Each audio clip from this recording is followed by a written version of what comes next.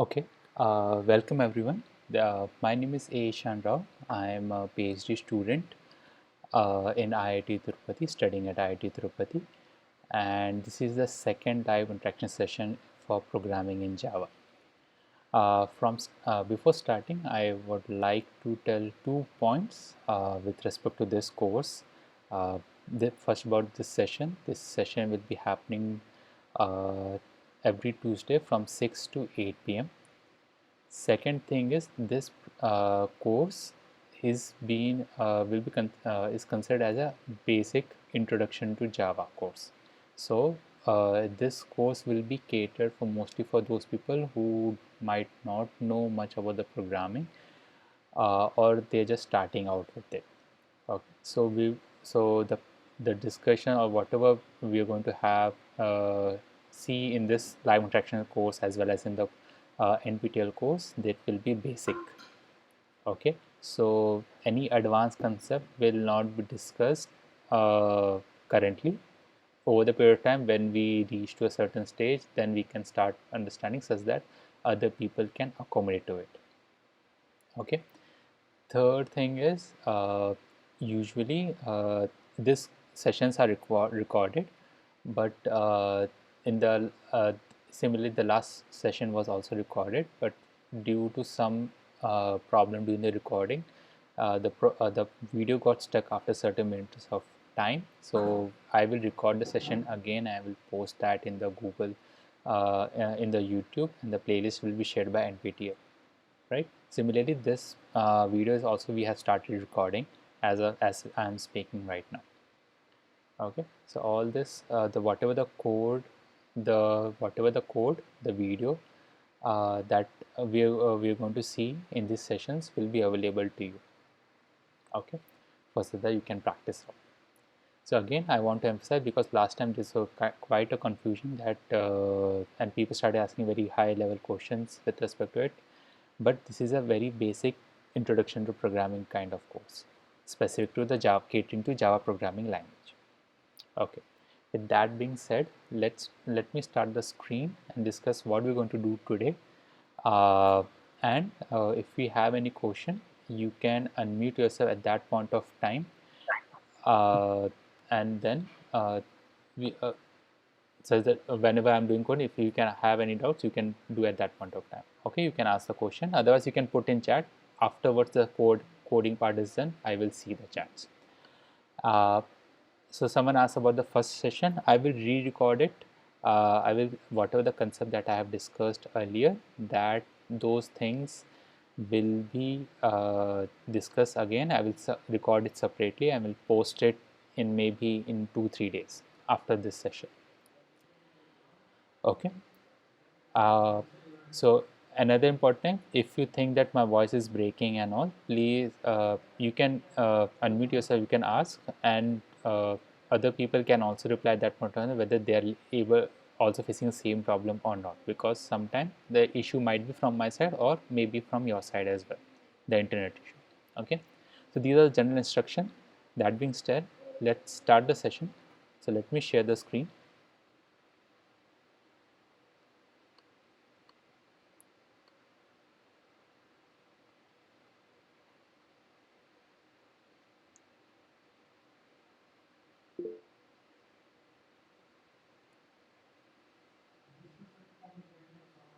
Okay, is it coming? I hope it started coming, right? Okay, uh, so yeah,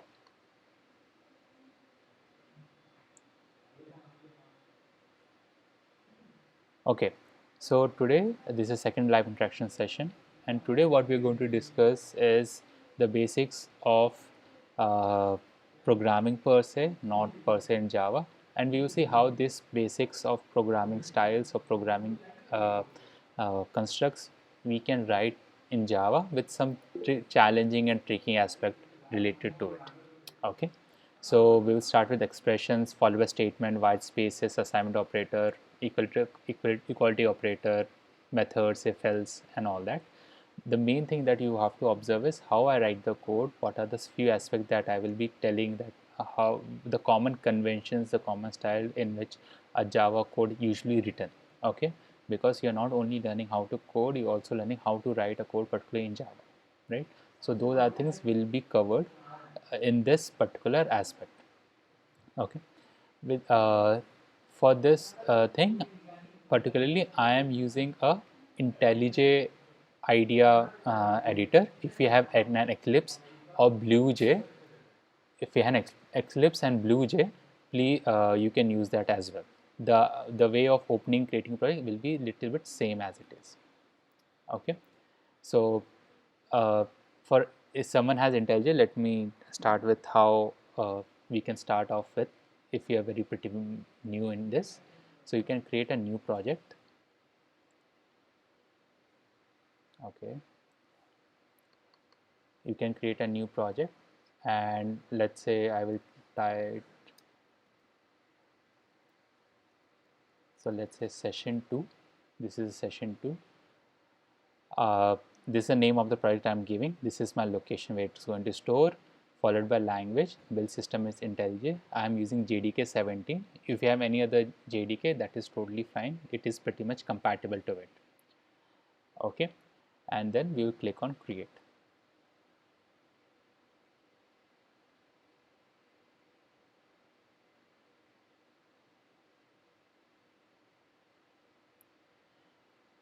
Okay, so this is how IntelliJ system will look like. Same in a similar thing, even any Eclipse or any other BlueJ editor will be look like in the same structure. That is, you will have a session name, you will have a folder called src, git ignore, and other aspect to it.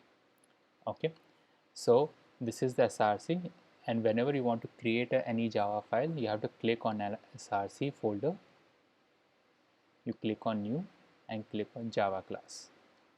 Okay, the same process will be there in Eclipse as well. So again, click on new, click on Java class, and you have to write a Java class name. So in this case, let me start with hello world, because the uh, customary thing that we start off with. So we just giving the Java class name. Okay, now it has been open. Okay, so basically this is a Java will deal in classes, and we will talk about classes over the period of time, but just now, just as for now, who doesn't know the concept of class, just see it as that by default, if you have to write any code, you have to write within the class. In this case, the class is a public. What is public, we will come back to in few minutes. Okay, now as if you have someone has done coding, usually in C and C++, the first thing the compiler look out for is the main function. Similarly, in Java also, we have to write a main function. So that main function will be written as public static void main string args,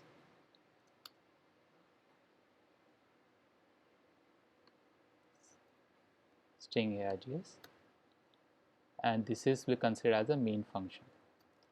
So I'm writing a comment using 2 forward slashes. So this is a main function.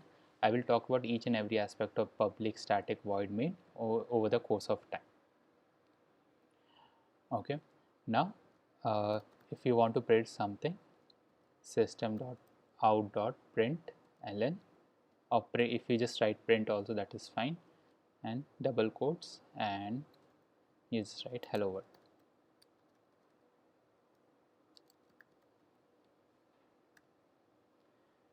Okay, so this is a basic simplest Java program to write a hello world.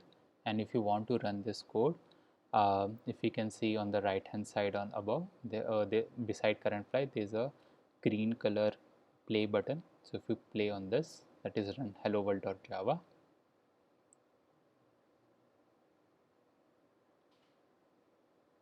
It is building right now.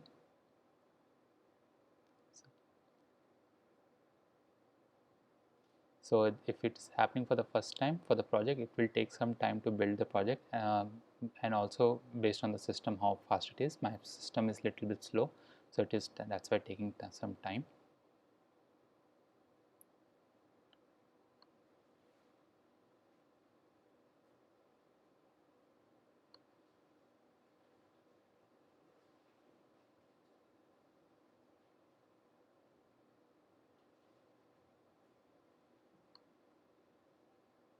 Okay, so in the meantime, while it is building and loading the JDK and clearing all the background process, which we don't have any control over, let me talk about some basic aspect of it. Okay, first thing first. Um, okay, first thing first. If you can see, the public class name hello world should be same as the file name .helloworld.java. Okay, so this is a convention, that is, whatever the name of a public class, name will be equivalent to name.java. This is a Java convention. So by the name, if you see the name.java, you can just assume that that public class name of that particular Java file uh, will be that same name which is written there. Okay. Uh, then now we got the hello world here printed out, but let's just a minute. I think I will add my charger here.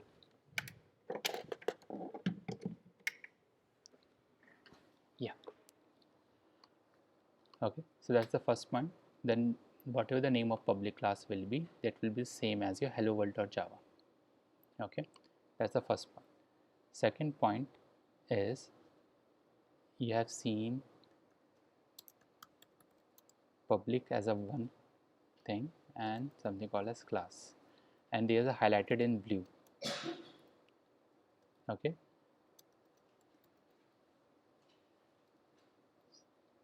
so the first property of these words are, these are keywords.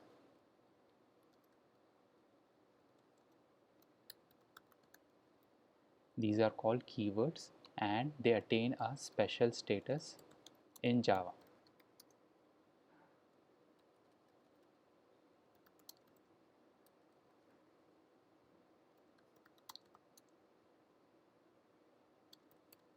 Okay, so similarly like int, float, word, so other words are like int, these are data types, or float, kind of these things, they are also considered as special keywords. Okay, that's the first property. Second property is, especially for public, that we will not cover today, but I'll just let you know that these are called access modifiers. What access modifier? They define the view of that particular class, method, or class, method, or the variable, that how much it is visible within that function, within that program, or with outside the program. Okay, so it gives the visibility aspect to it. Okay, class is a basic structure. It's a uh, class itself is as a concept which we are not covering today, but this is something uh, considered as like a package block where variables and methods will be written together. Okay, so that's the one aspect. Second, as about public and class. Now similarly here also, public here in public static void main considered act as a keywords. Then static.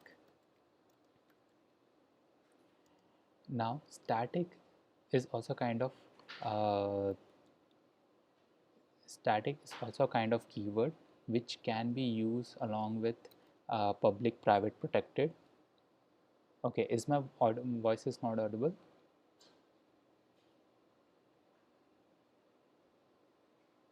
Yes, no?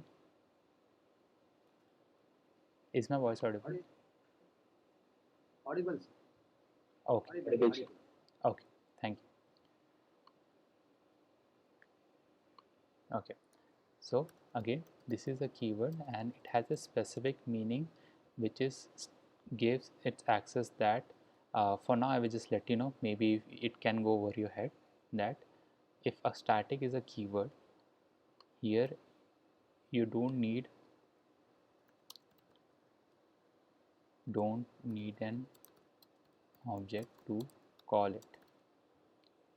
Okay, it's so a concept come in any programming languages, that apart from the visibility, that is one aspect in programming, that which which method is visible to which other method or which other class. Another aspect which come into play is how long that particular method or class is existed, its existence within the code. Okay, so a variable or method will be existed only till the time it has been called and it has been used.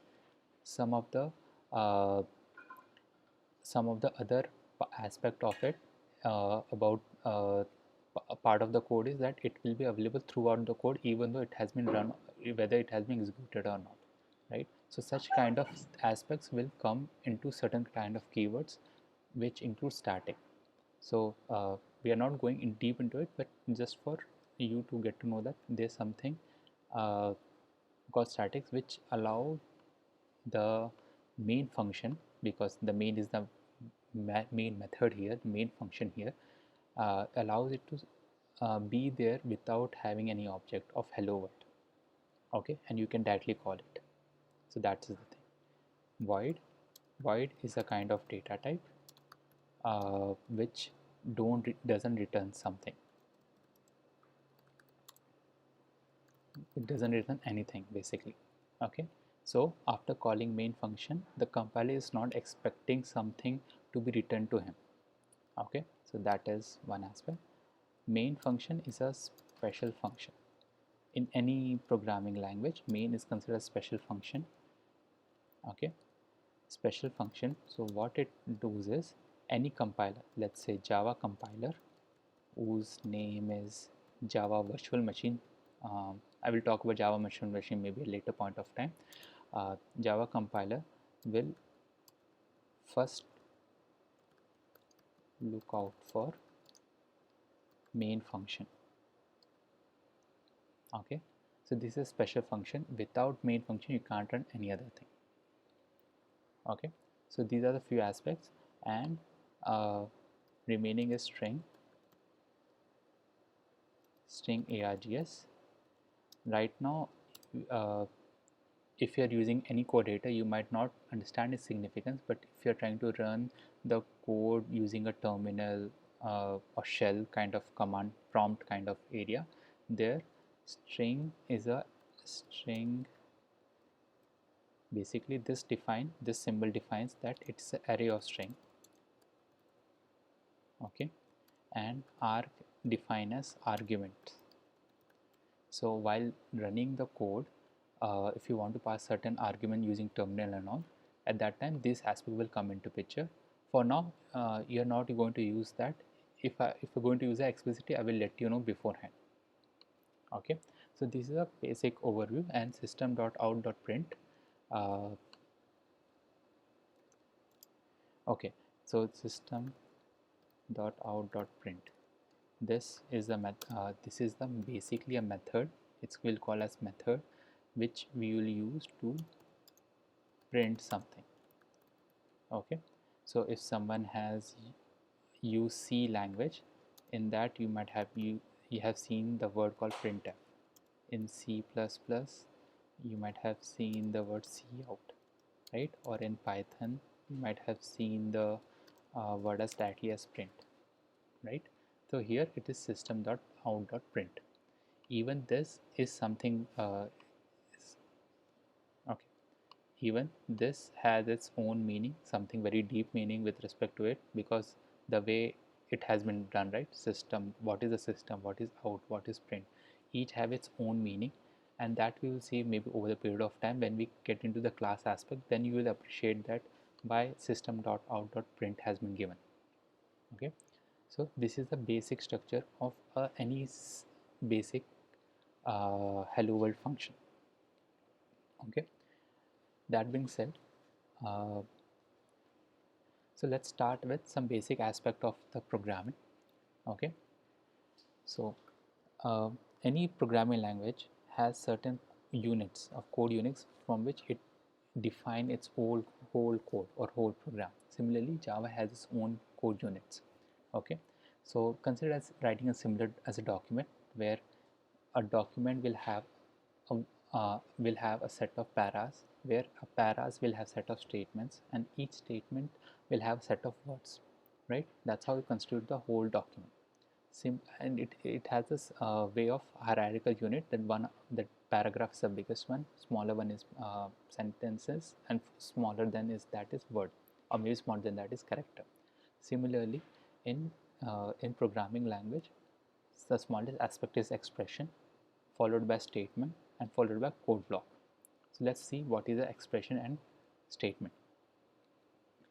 So in this case, if I write this again,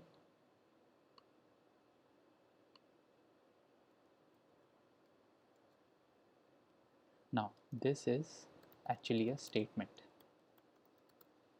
Okay, a statement is a full statement, it's a full sentence ended with a semicolon. A semicolon is very much necessary in Java to tell that this is the end of the statement. Okay, so this is considered as statement. Now if I write as int n equal to 5, if I write like this,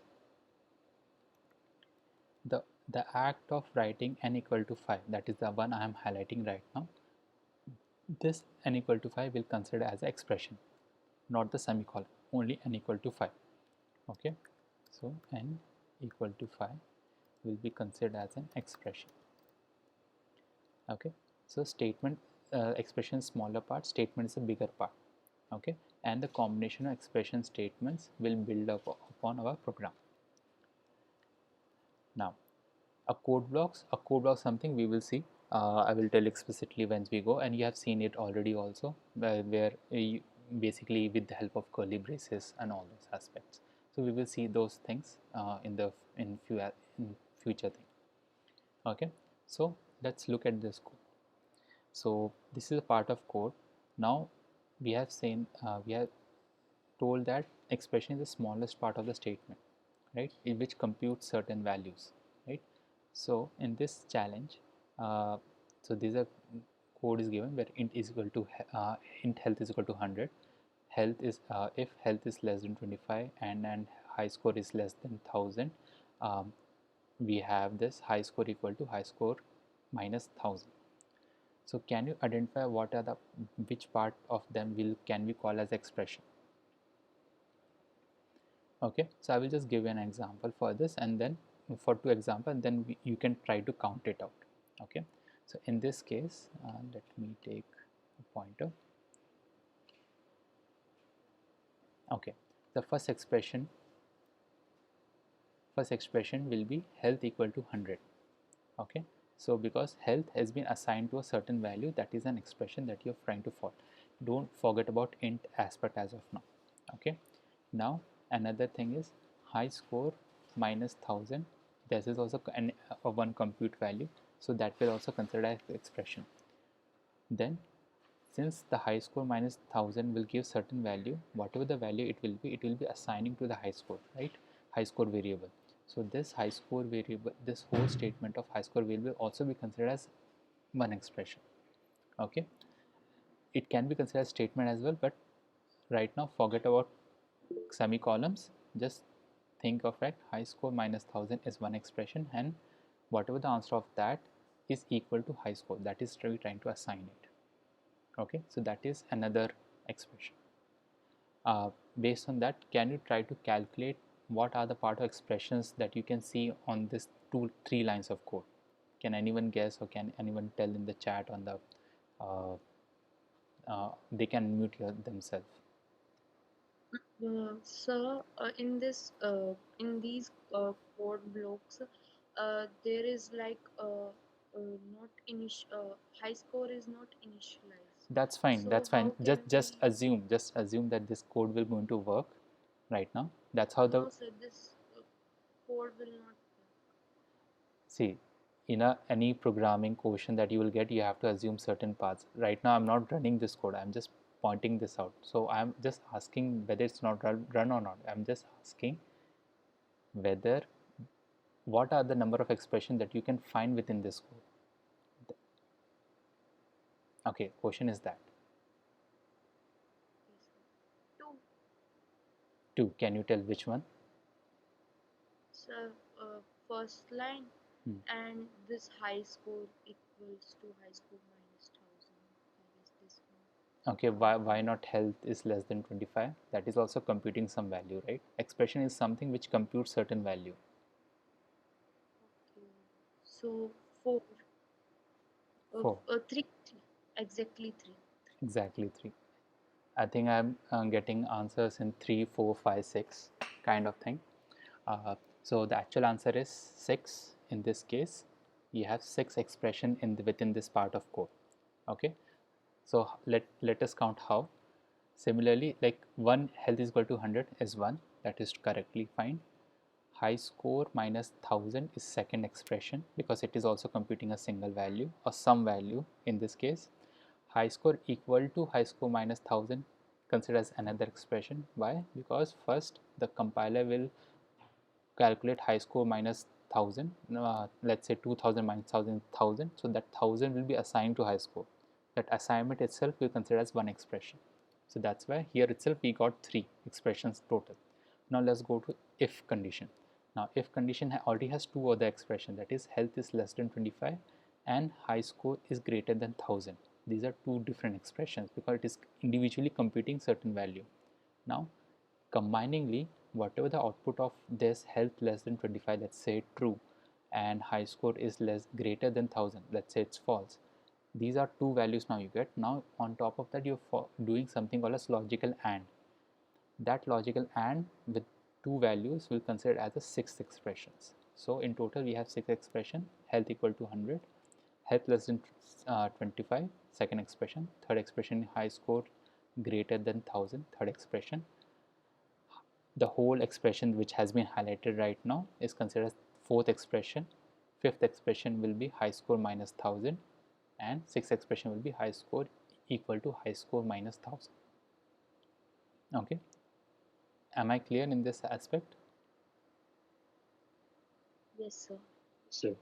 Okay, so the reason I'm telling you this, they can ask you this such kind of questions, and I maybe studying session every week I will give you some kind of output related question where you have to assume certain thing, I have to tell me the output. Okay, so that part I will do from now onwards. uh, okay, another aspect of Java programming is that I will try to show you through here is something called as white space. Okay, so what does it mean? So if someone has written some code in Python, they know that it's very restrictive in nature. Okay, so you have to follow certain spaces, tab, indentation, and all those stuff. But Java is not like that actually. So what do I mean by it is, so if I write n equal, if I write this after so many white spaces, do you think this will work? This int n equal to 1000, but I have written in a very spacious way. Do you think this will work or not? Or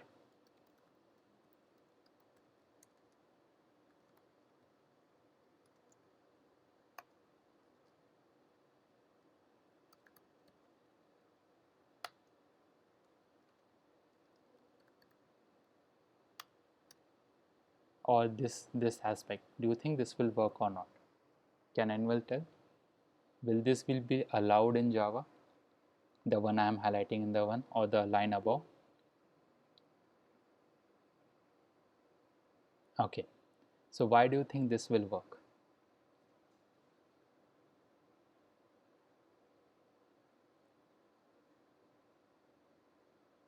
Okay, most of people are saying yes, but what is the reason that it will work?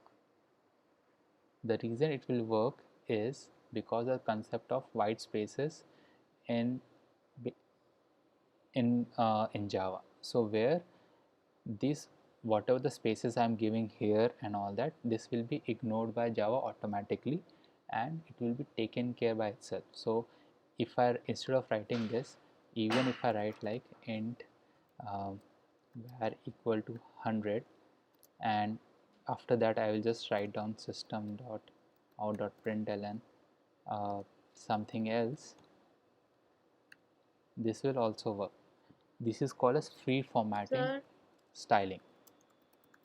Yes. as they are treated by Sorry, I think your voice was breaking from. Can you tell again? So the statements you are writing, Hmm. int var equals to 100, Hmm. these all lines are These all lines are also delimited by a semicolon. Like they have a exactly. Yes, so yes, so that is another aspect, that since it is delimited by semicolon, you can understand, Java can understand that in this not one line, it will be considered as a different line.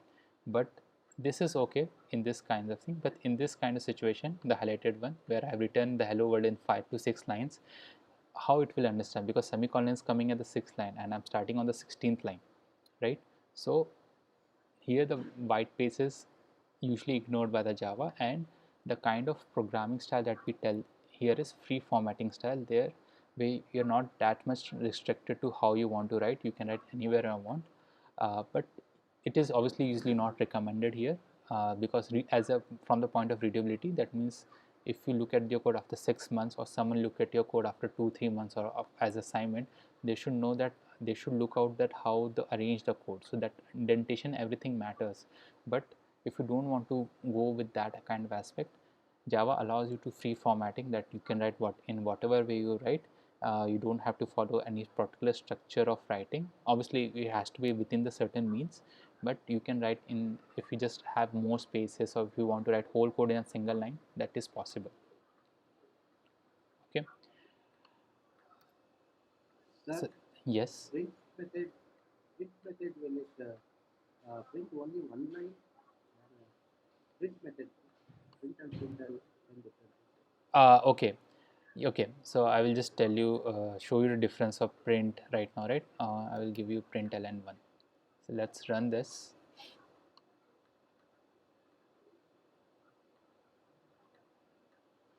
Why it's taking so long in this case?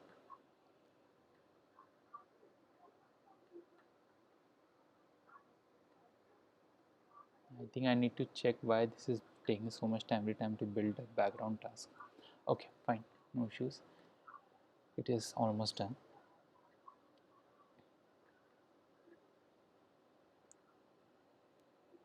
Okay, I think it has not taken this thing to aspect, but okay. So print will just print it out. Ln will give you a new line. So let me try to see again, run it again. So ln means new line. So it should ideally put hello, the HLLOW into the new line. Right now it's not doing. But the difference between print and println is print will print it as in whatever form you give it. It will just concatenate in the output, but ln will provide the output in the new line. Okay, so that's the major difference between print and println. And usually over the period of time I will use println usually, because we have to print a lot of words here. I think here something is wrong. I don't understand why println is not working here, um, but we will see that for sure. You will see that println will ideally will print over the next line. That's how the println work in this case. Okay. Okay, so yeah, same thing. The Java treats the code if you write 3 statements in a single line, versus the 3 statement like written in a proper structure format. It will work in any such cases. Okay. Now, this is some conventions are there, like Java style guide and all from Google and many other players, which you can refer to see how usually generally people follow while writing a Java code. And we will be following here also, so obviously you can see here as well. Okay, now let's go to first construct, major construct of a programming language, any programming language, and also in Java is if and then statements. These are basically known as conditional logic. That means the will if block will contain certain conditions, a condition or set of condition will which eventually will give one certain value. It will return only one value to if, and based on that if condition it will evaluate whether the particular test is true or not. If the particular test is true, the if will try to print the following code which is written exactly below that. So let's look an example for this. Let me create a new file for this. So for this I just go to the project in src new Java class, and let's say I'll just name it as first class. So it will open a new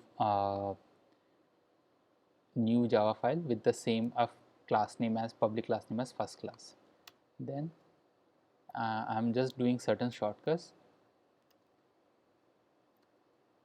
So if I just psvm, since the benefit of editor is basically to have certain shortcuts to do your work much more easier. So I just wrote psvm, so it will directly understand that keyword and then you can write it down. Okay, so that being said, let's start with the if and else aspect. So let's create a boolean variable. So let me write that is alien is equal to false.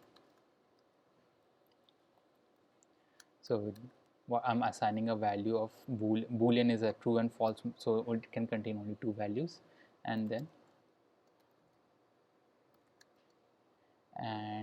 if I write is alien equal to, okay, if I just write like this, if equal to false, and I just write down system.println it is not an alien. Okay, so let's see what will happen if we do like this. And if I just run the code, I can run the code from here also, that is public class.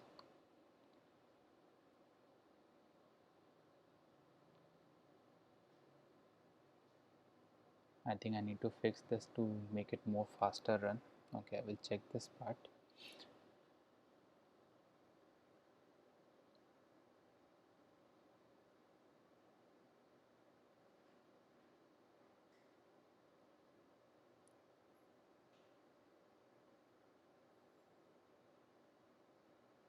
Okay, so what it does is uh, it didn't print anything.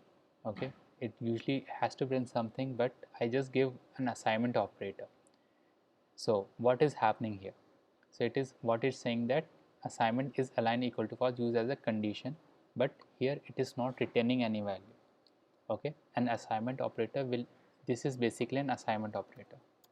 Equal to, just one equal to is an assignment operator, so obviously it will not give me any value. So what other thing I need to change here? To change here I just need to add another equal to. So here equal to will become a equality operator.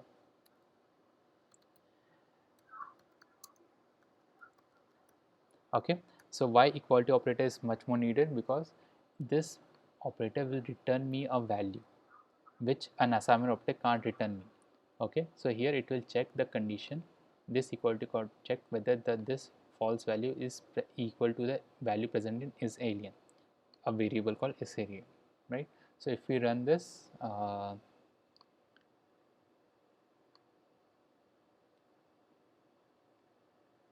obviously this time it will print. Okay, now let me try another thing. By the time it is running here, I will write system.out.println and I am scared of aliens. Okay,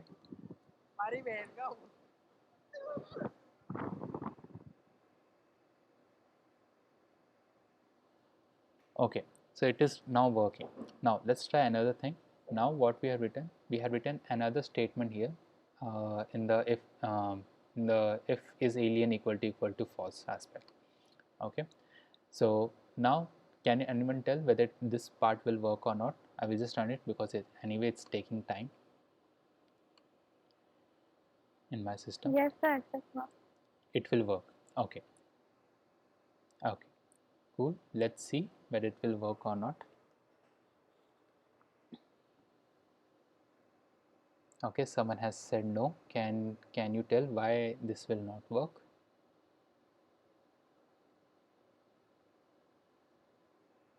This is working. if we मतलब sir if statement के बाद सिर्फ एक ही line print होनी चाहिए, it's not an alien. अगर वहाँ पे curly braces थे और if को body रहे तो दोनों statement print होंगे. But here both the statement have been printed. Sir first वाला स्टेटमेंट जो है वो इफ की बॉडी के अंदर आ रहा है and if body is true so that will print and second statement is only a statement that print a statement, so both will print. Okay, cool. That's if statement false होता है. If I do, condition false होती है तो first statement print नहीं होगा, सिर्फ second statement print होगा. that's a correct thing. Exactly.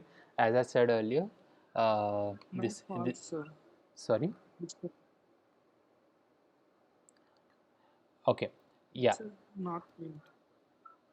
Yeah, now this will not print, but earlier the reason why it is printing because Java follows free formatting style, so it is not looking for any indentation per se. And now, so even though the if condition will be only limited to only this line, because I'm just the code block, I haven't defined any code block for this. So for if statement only this condition will be available. But what happening here is this part, the next one, is outside the if condition block, and here I can write in any after 100 lines also if I write, it will still print it out because it doesn't look at for indentation aspect of it. Okay, so that is true. Now if you put this true, this condition is false, and that's why we are not able to print the inside one, but still we can print the outside one. Okay, so what is the obvious thing will be if you want to write, and what is the practice would be to always assign a code block to it, even though it's a one statement. So what I mean to say here is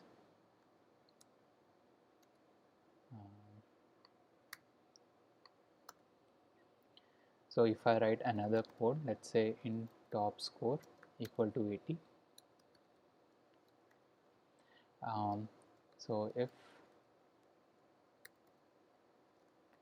top score is less than 100,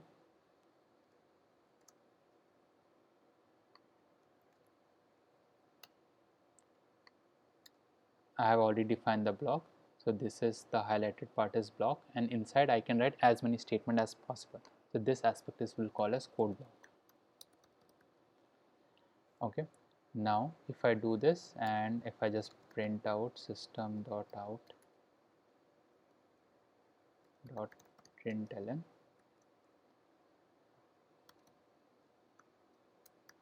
you got the high score.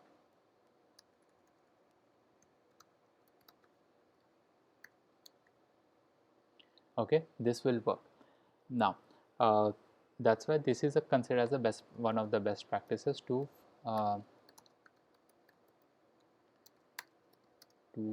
create a code block for if else statement, because it improves readability. Okay, okay, now let's look at a little bit of logical and logical or operator in this case. So let me define another variable. So let's say int second top score, which is equal to, let me define it as, let's say 60 in this case. Okay, and I will write it as if top score is less than, oh sorry, greater than second top score and top score is less than 100, right? So now I can just say simply out like system.out.println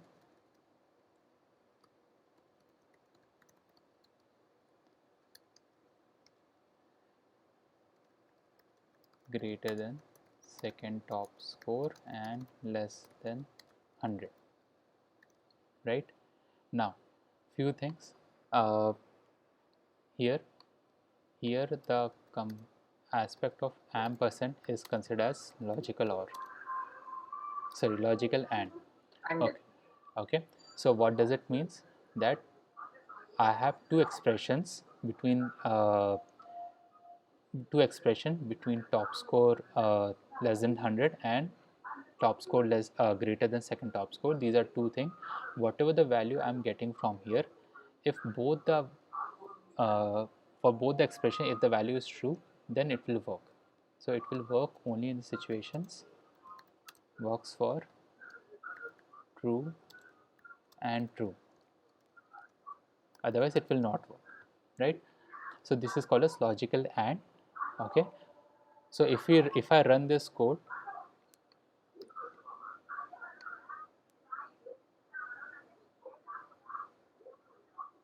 ideally it should run. Can the person mute it? Yeah.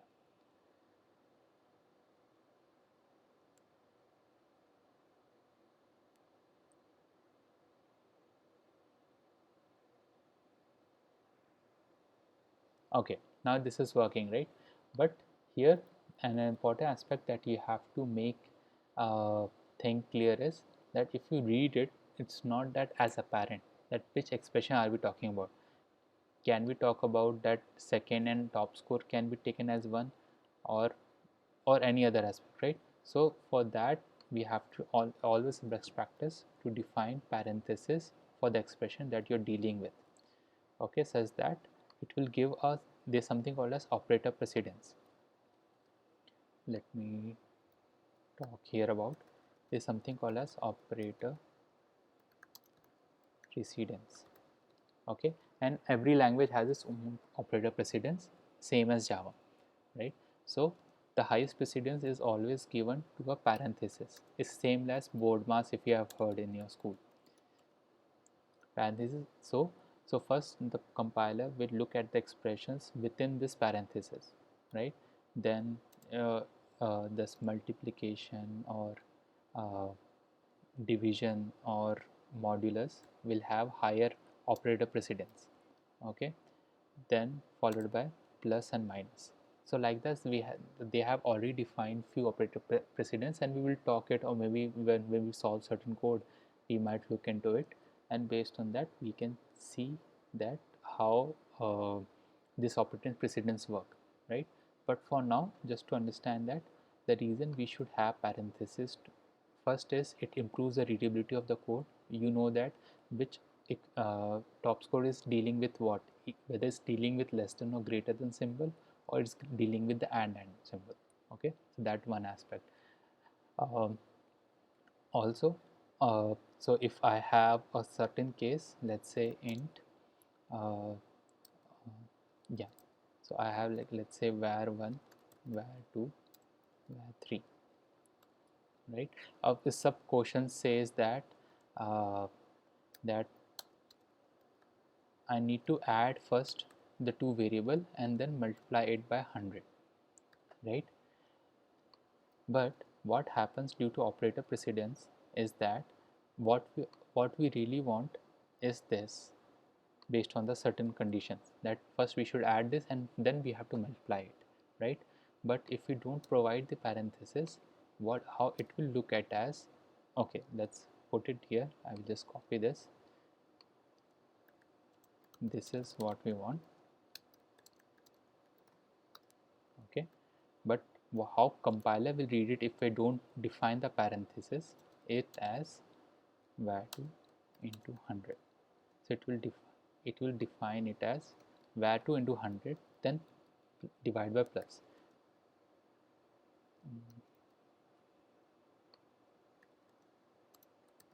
This is how compiler will read. Okay,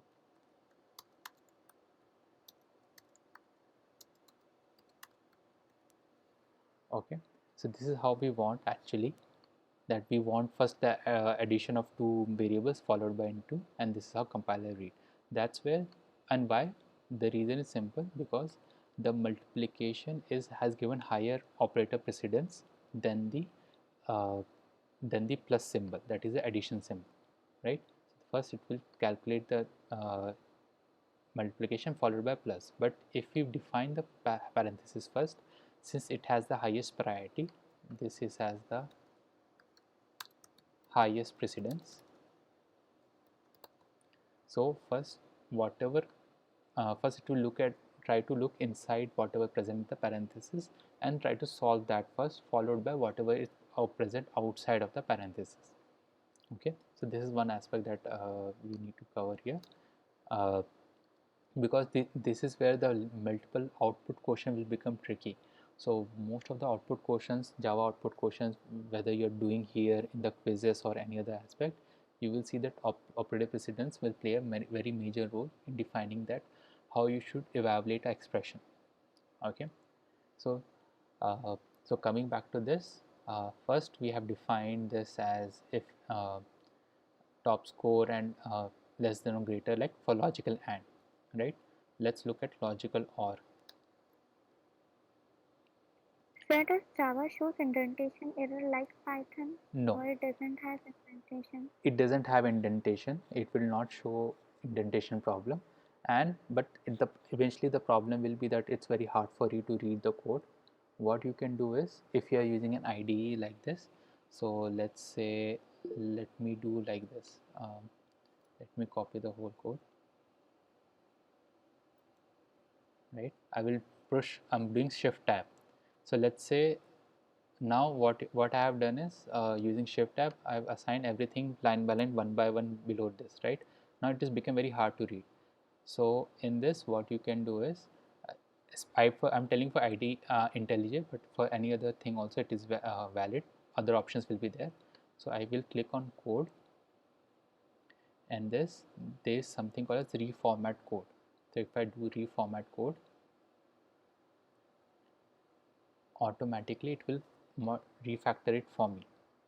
Okay, so this aspect also you can look into. If you have something unindented code, even though Java will allow, but for you it will be difficult to understand. So for that, IDEs like IntelliJ or Eclipse or BlueJ or any other thing, they'll help you to reformat the code accordingly. Okay. Excuse me, sir. Yes. Sir, I have a doubt regarding precedence. My doubt is that if we have two operators, for example, we have 4 modulo minus 5. 4 module minus 5. Let me Plus write it up. 6. Yeah, okay. Var 4 modulo for modulo minus 6 plus 6. minus 6 is the value. Yes, sir. Minus 5 and then again, okay, write 6 plus 5. 6 plus 5. Not 6 plus 5, write 6 modulo 5. 6 modulo 5. Yeah. Hmm. Yeah, then I want to ask that how we have to deal with two operators consequently if they are occurring between two operands, that is modulo and minus 5. Modulo and minus. Okay, fine, that's fine.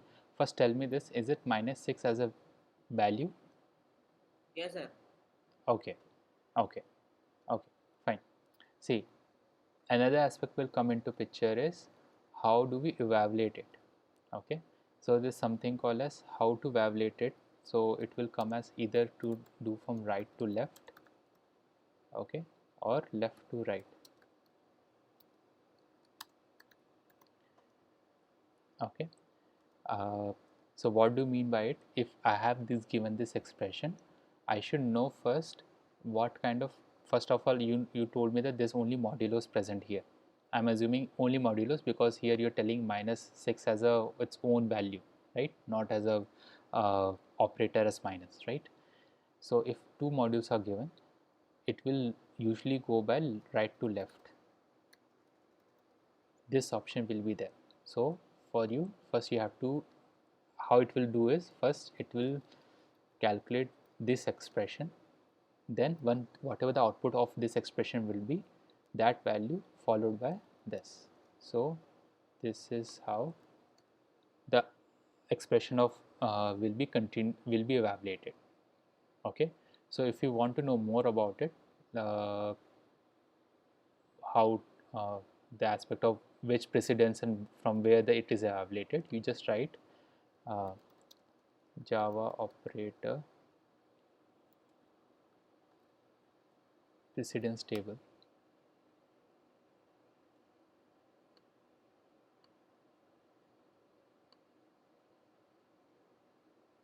Okay, so it is called as associativity. The correct word is associativity.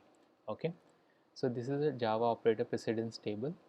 So it will give precedence. Now you're saying only modulus in this case, right? Only two operators are there, modulus in this case. Associative means how it will evaluate it. So in my case, it is left to right. Sorry. So yeah, I was wrong. It is not right to left, it is left to right. So here the expression will be evaluated from left to right. So I think what I gave expression is correct, but I have said right to left. That is my bad. Okay, so first this expression will be evaluated. What is the output? Followed by output modulo 5. Is Okay, thank you, sir. Yeah. Okay. I will complete with logical or, then we will take a 5 minutes break because already an hour already. Okay, so this is logical and another aspect of logical operator is logical or. Okay, so logical or is that any one of the to correct to run the if condition, if you have a logical or, any one of the conditions should be true, the another can be false. Okay, this is the condition. So let's say I'll just change the code here. So let's say top score is greater than 90, let's assume, and second top score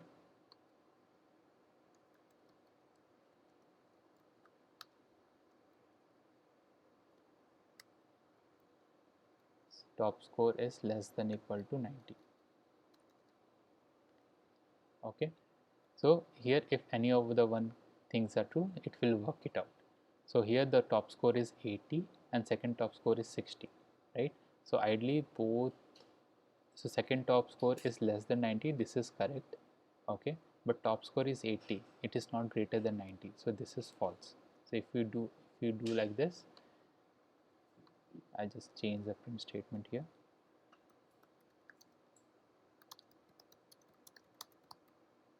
Either both the condition are true. If I just run this,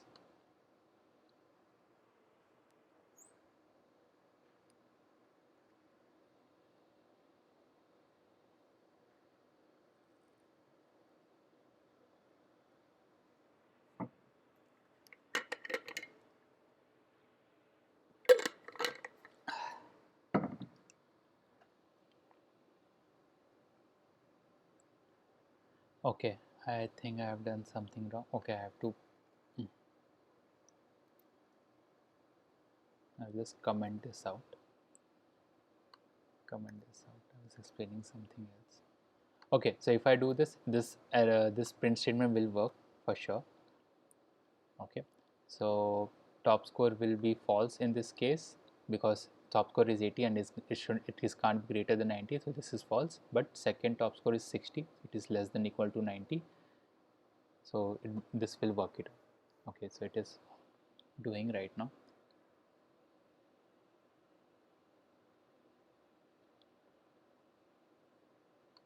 So that's how the logical operator will be there. So in this first part of this session, we have seen the hello world and different aspect of the hello world. Yeah, so either both of condition are true.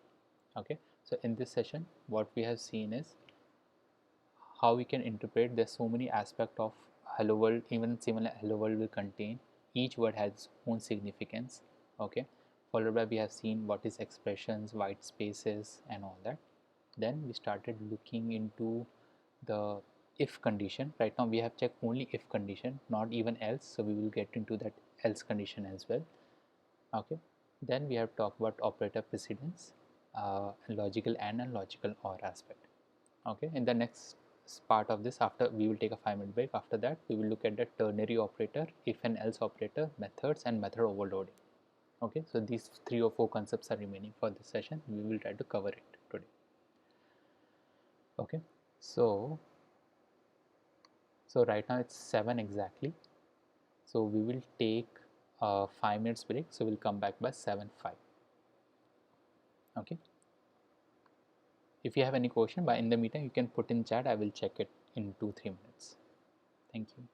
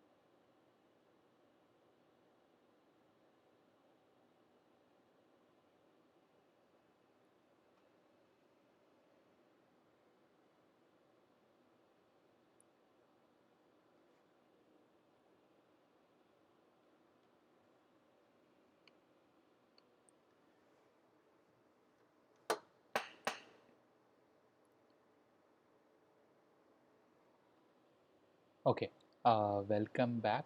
So I was just looking at some comments. So first questions are regarding session 1. So there's some problem with the session 1 recording where after few minutes audio is there but video is not present, so I have to re-record it. So I will re-record that and then I will put that on YouTube along with this.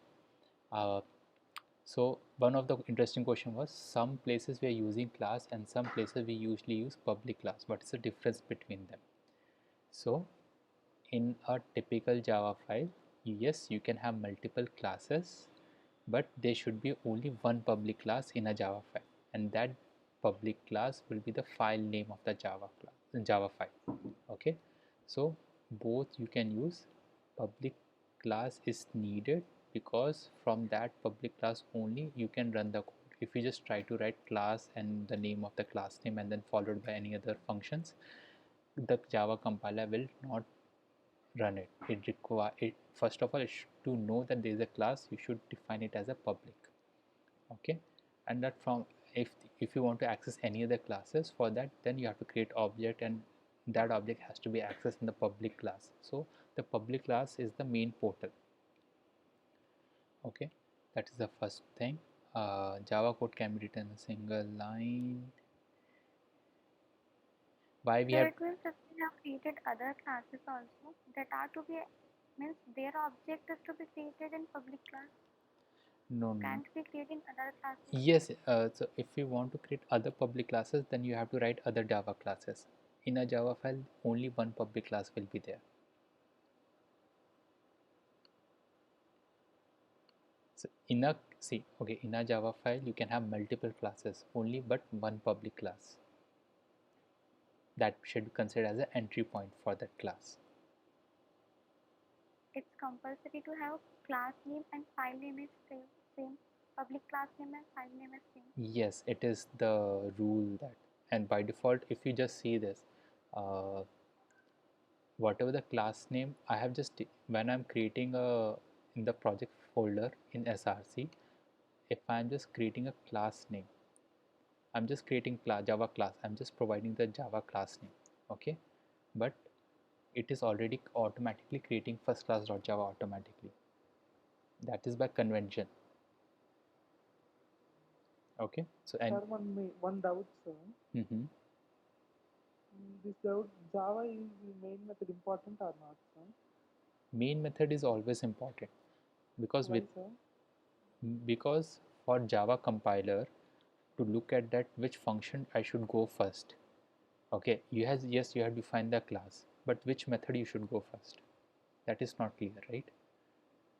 For that, So only class created, but not printing. okay, you're not printing anything, but then what's the use of that class? Okay, See, I'm not saying that you can create a public class and that you can have methods, you can have variable, and you obviously you can't you may choose to omit a main class, but somewhere in your project a main class should be present, because that is the entry portal through which the other public classes or other methods can be accessed through. If you just write whole 10 20 classes, in that you have wrote another hundreds of methods or functions in that, but you're not telling the compiler that from which function I should start, right? To tell that, okay, main function is needed. Okay. okay. Static objects and all we will come into later, because for that a whole session is needed about how the access of, first of all we should discuss much more about class and object before jumping to the specific keywords there. So we'll talk about that. Yeah, I will send all the codes within the video description links. All the codes will be over. Okay. Hello. Yes. Sir, can you give me idea about the constructors? Maybe after the class, I will let you know what our constructors are. Okay. I will tell you how the constructors are, what it will do. But maybe after this, once this session is over. Okay. Let me cover whole the thing. After that we can do this. Similarly, if I think one person has doubt about inheritance abstract class, base abstract class and all, we will discuss that aspect as well. Okay. YouTube channel link I will give you at the end once the class is over. Assignment submit, I think usually their option is already available there in the NPTEL where you can submit your assignment. Mostly it is check and take, mostly it's a, I think MCQs kind of thing, but for the programs I think they have given the link. If not, you can write the mail to NPTEL. Okay. Okay, now let's start. Let's cover the other aspect of it. So, question about that file name and class name. Can I? Sorry, come again. So actually, when we compile any file in Java, then basically we need file name, and for running that file we require public class name. So at that point we can have different file name and class name. For example, if we are compiling it in, if we are running in terminal, writing code in Notepad, and then if we are running, then we need to compile it with using the file name. Correct. And then running that file with the class name. So at that point, can we have different file name and class name? Okay. Like one place it was written as I have it right. Your logic is correct. Yes, ideally it should work out, but to simplify the things and not to, so see how compiler will say, okay, you are giving me a file name, then I have to somehow write the code to find the first public class, if it is available or not. Okay, then in that public class only I should have a main function. Otherwise it will not run. In public class only you should write a main function. That's another constraint. You can't write a main function in any other class. Okay, now to simplify these steps, multiple steps first, otherwise if you, according to your logic, the compiler will look at the file name. In the file name, then it will look at all the code to find the public class, and in that public class then again it will try to search for the main method, right? But it is over jumping few steps, saying that if you're giving a file name, that file name itself, and that means Java compiler will assume that, okay, this is a public class I have, so I just need to search need to search that class name in that whole code where I can write tens of classes, right? Once I search that class, then I will look out for the main function. So I will just look at the main function. So it is for them to simplify. The compiler should know from where to run, right? For that, this is like this. Your logic is correct, but the way they have written is to simplify the compilation process. Is it clear or? Yes, sir. Okay. Clear. Okay. Now I'm just let's move towards the next aspect. Apart from if else, there's something called as ternary operator. Okay, this is also called as conditional operator. Okay, and you might have seen like this. It's a question mark followed by colon kind of thing. Okay, so what it signifies is that it is, you have seen if and else, you have heard about if and else. So conditional operator is also considered as a if and else statement. Okay, so conditional, this will be like if part or else part kind of thing, but it is usually done with the expression aspect. Okay, so let's take an example. Let's say string make of car. So let's say Tata, right? Make of car. Now I will just ask, if I just need to know whether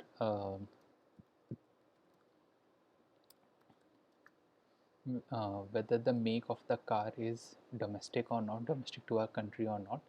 So I just write it as make of car equal to Tata, false or true.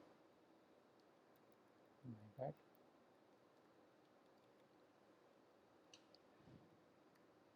Okay, so how should we read this statement as? Let me make it more readable by making this parenthesis. Okay, so what it will do is it will check make of car condition Tata. okay, equal to data. This is a condition. So whatever I've written in parentheses is the condition. If the condition is true, then I will assign a value. So here in this case the value is false to the is domestic. Otherwise, if it is false, so so whatever the values are coming here, this will come if the condition is true. Okay, and whatever the value is coming after colon, it is considered as else. That is, the condition is false. Okay, so that's how the condition will work, aspect will work. False if the condition is true, otherwise it will consider as false, or if the condition is false, it will assign the true value, right? So let me change this to its correct values. Okay, and I can just print it out directly. So I will just print it out as system.out.println is domestic. Okay, and then if I run this, now it is building. Now another aspect of this is this whole thing is considered as statement, right? Now can I use a statement, print statement as well? The answer is yes. So if I just println, if I just use this part, now this is considered an expression that we are taking this. If I just use this part, will it work? The answer will be yes in this case. So many times, so in this okay, so for this statement that we have taken, is domestic has been assigned true, that because make of car Tata equal to Tata, this condition is true, so it is assigned the value of true. Otherwise it will assign something else, it will assign false. Similarly, if I just want to I have to create a boolean variable, it's a memory intensive job, I will using much more memory and all that, I can just print out directly the whole expression within the system.out.println. Okay, so if I run this, this will also work. Okay, now let's look at some questions. If I have some questions here.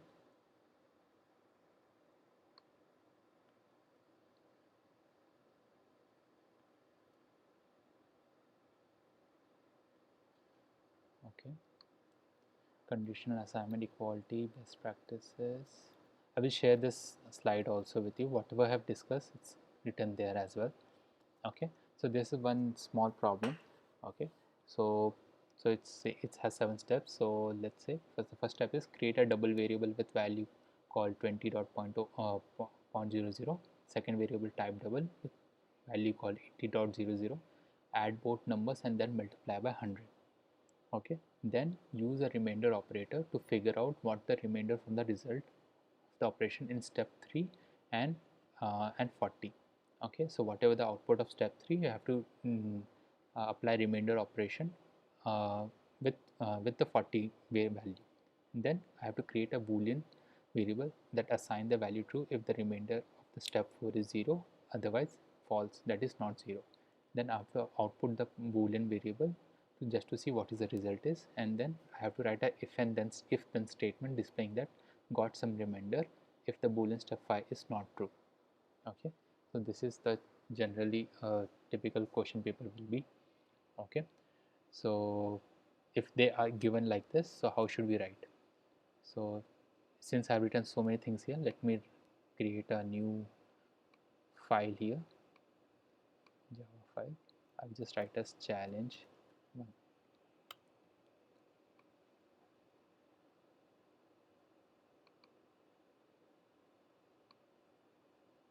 Okay, so let me write some code here. Public static void main.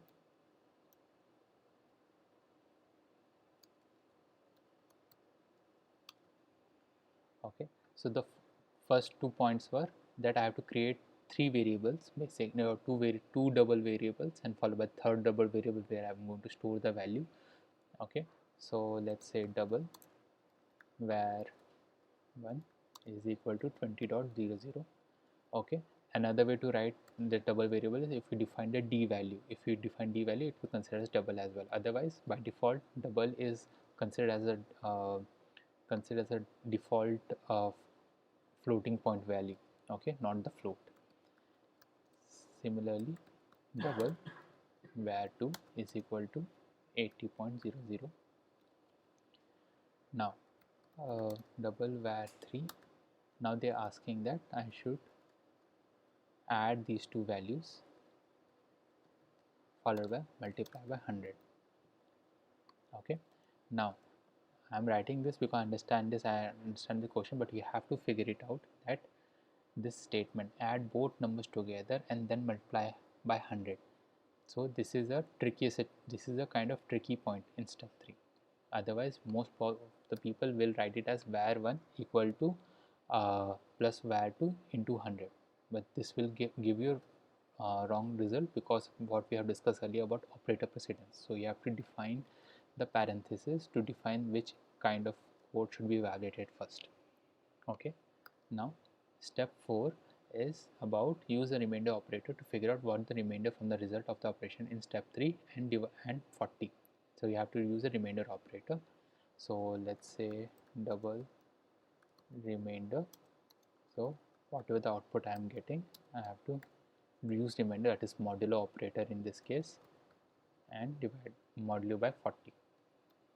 Then step 5 is create a boolean variable that assign value true if the remainder in step 4 is 0, else false if it is not 0. To do that, let me create boolean value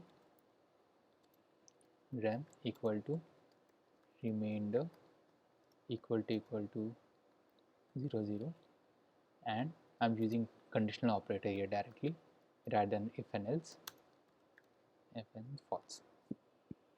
Now I have to print out this statement based on step 6. So I just printing out directly rem, not printing any other statement. Now step 7 they is saying that write an if then statement, display that message got some remainder if the boolean step 5 is not true. So to write that, if we just so the rem value should not be true. The rem value should have some remainder, then only we should get it. So for that, if I write not operated not rem, it is if rem value is false, the false of not is true. If I like this, if we write this, then this you can print it out as got some remainder. Okay, so in steps, so what we are doing in this case, since they want that if the rem value has some remainders, you have to print it out. So but in this case, what is happening, if I have some remainder, I will assign false.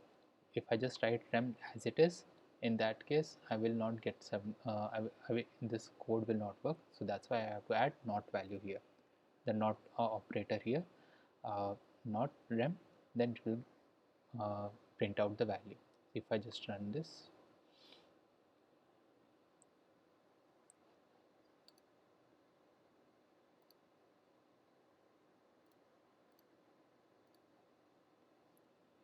okay, so it is giving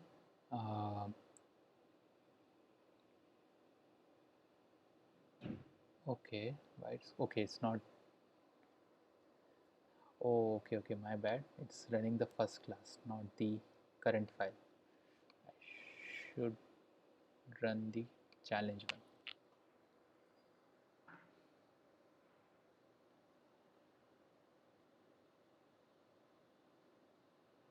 So ideally, if you look at it, this 20 plus 80, that is 100. 100 into 100 is 10,000. 10,000 divided by 40, you will not get any remainder. So the rem value will be 2. So this thing ideally should not be printed. That got some remainder should not be printed, because 40 divided by 10,000, I think it should work. So here we only got the printout of the rem value, which is true. That is, there is no remainder, but we have not got any remainder value. Okay, so this kind of question can come in your exams as well, where they just give you verb directly, like this kind of challenge, and followed by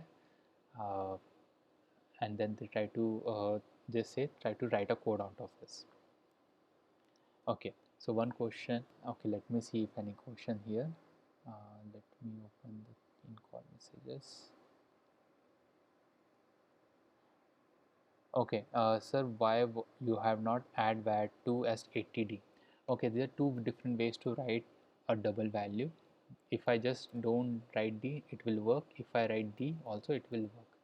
Okay, so that's not an issue because by default, for a floating point number, double is the by default go to variable for a Java compiler.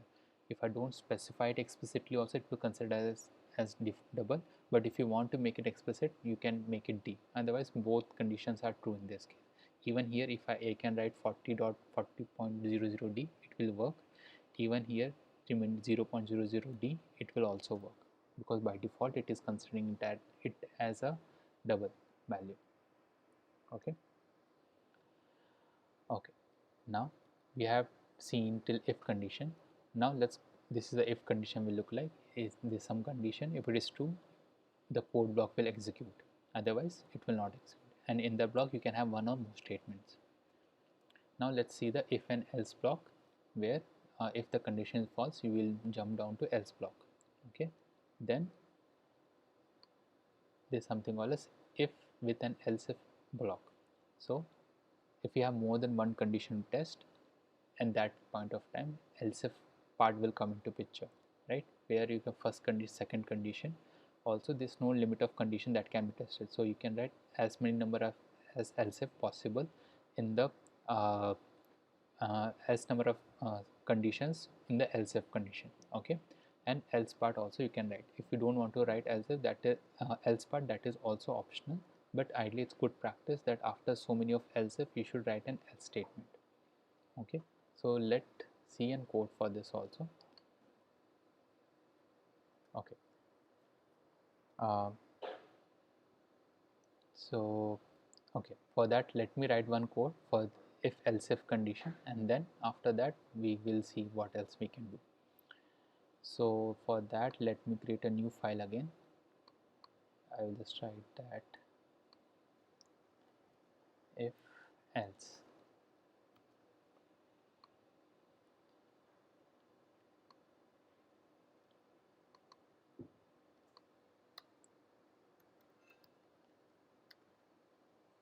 Okay, so I will just write certain values. So let's say boolean game over. So let's say assign value true, int score is equal to 800, and int level completed equal to 5, and int bonus equal to 100. Okay, now so let's write one basic if else statement. So if my score is less than equal to 5000, okay, so I'll just write system dot out dot println your score was less than or equal to 5000. Okay, now as a styling practice, you don't write else at the separate line. In the same line after the closing of if, you just write else, and in that you just write the print statement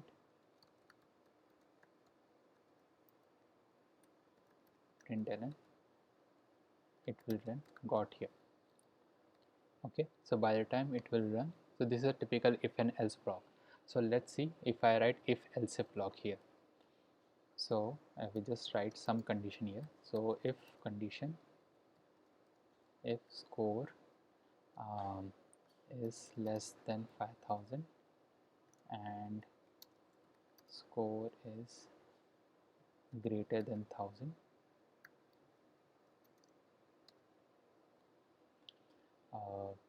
I'll just write it out as system.out.println,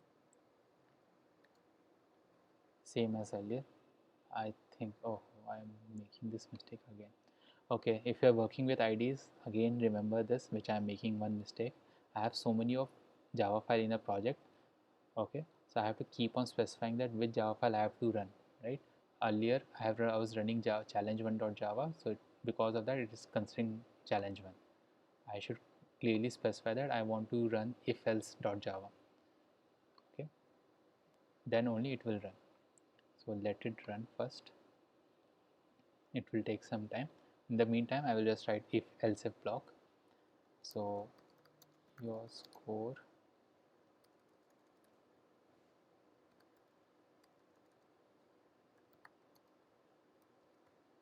my bad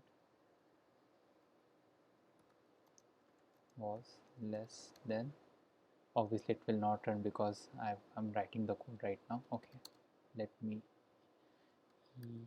complete this part. Equal to, less than equal to 5000, then else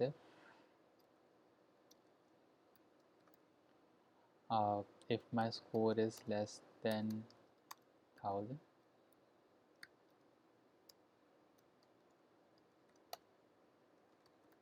system.out.println, I will write that your score was less than 1000, or else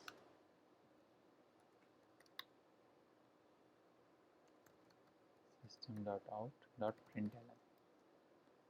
Okay, and I'll just write down got here. Okay, so let me now run. It should run.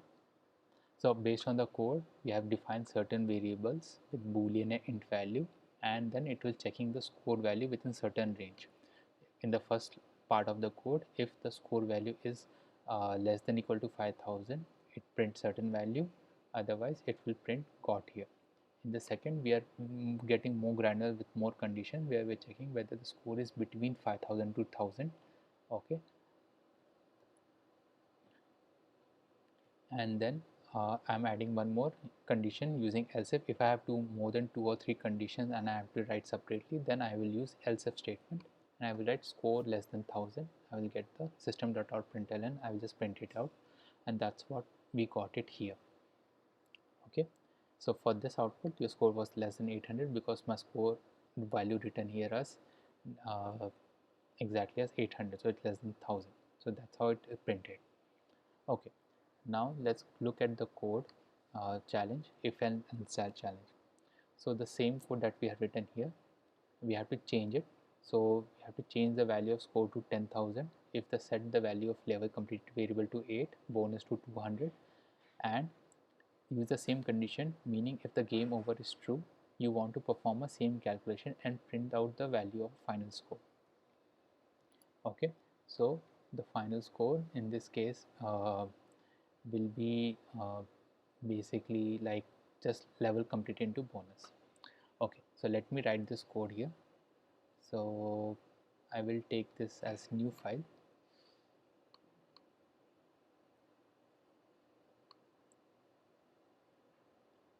So if else challenge,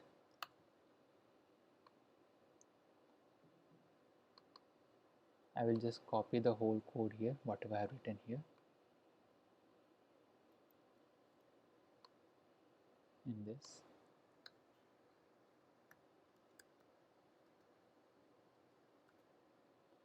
Okay, now game over is true, as it is saying I have to change to value of 10,000, 8 and 20, 8 and 200. So I will just do that. So let's say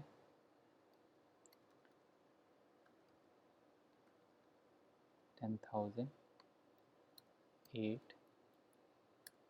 200. Okay, now it also want me to calculate that if the game over is true in this case. So I'll just write it down. If game over in this case is true, I have to calculate the final score. So let me define first final score here. It final score. So I'll just write it down as final score plus equal to level completed into bonus. Okay, now one aspect that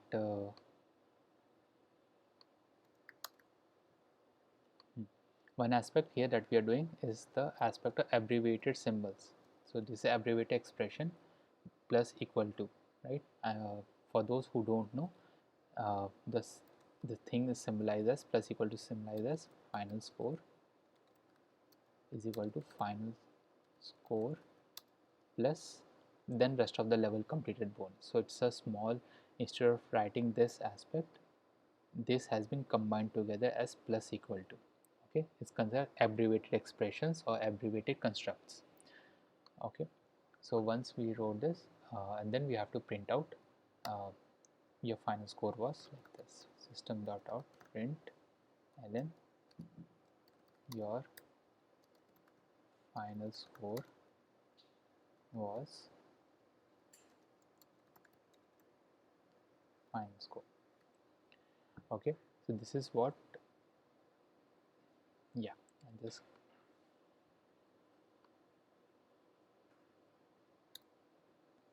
I'll just, if I run this, it will work pretty much fine and it will give me output. Now what if, now let's see 2-3 different variation of these things, basic how a typical beginner program will write the same code. Okay, I have to stop it, I guess, this part.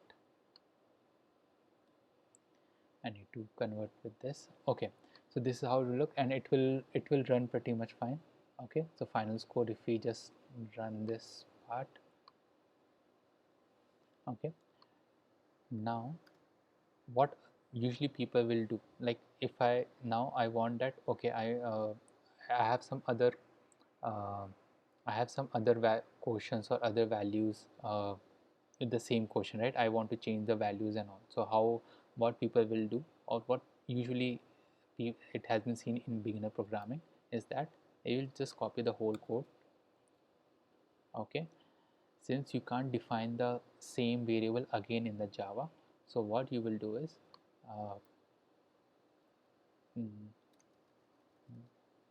okay, either you can do this, either you can define the new variable names. So I will just write as new score.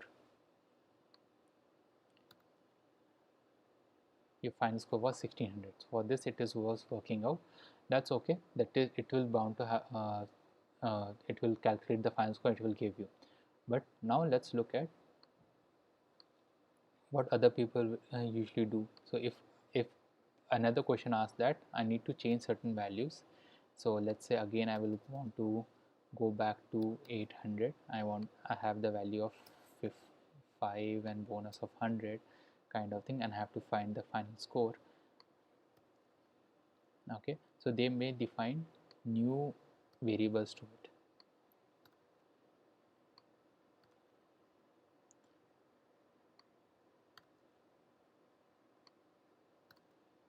Okay, that is one way. This is one way where you are defining uh, new variables for different kind of values. Okay, that is one way. Okay, another way is that let me write again. You don't want to define it, but new variables, but you will change the value here itself. So you will just remove int and all, and you just on top of it, whatever the existing values were, on top of it you will try to change the values. So I will just take it as, let's say, 5000. I'll take it as 10, bonus as 500, kind of like that, right? But so what are the problems in this kind of aspect? Okay, so here you are just overwriting the existing variables. Okay, since in the question, if they're possible, they have defined multiple conditions, so like this is one such condition, you might have got more condition. So what people it has been seen over the period of time that they try to just copy those lines of code again and then try to change it, because they have to cover this particular one aspect also, this aspect also, and multiple aspects. So they duplicate the code. So this phenomena of what I did is kind of duplication of the code. Okay, now this is not considered as a good practice. Why? Because even for this big line of code, even though I have to write multiple values, I'm again rewriting them or again defining the new variables and all those stuff. So because of that, reading the code will become hard. You will not understand it very easily, that what is actually happening in the code, right? So because of this, lot of issues will come over the period of time if you're writing uh, actual code in the software. Reason being, you already have 5 variables. Now you again copying the code, again you're defining new variables, so the variables will become big. Then you have to keep track of what are those variables, what at that instance, what is the value of that variable, and all those time. So it is very cumbersome, right? So what should we do if we don't want to duplicate the code in our program? How can we minimize it? How we can make it look good, right? Here the concept of method will come into picture. Okay, so the method is basically a function. Even a main function is a method, but the method is basically a programming construct where you just write a basic structure of the code of whatever you want to calculate and all that, and then try to call it again and again to execute your process, which will help you to easily minimize your code length, as well as it will make your code very very clean.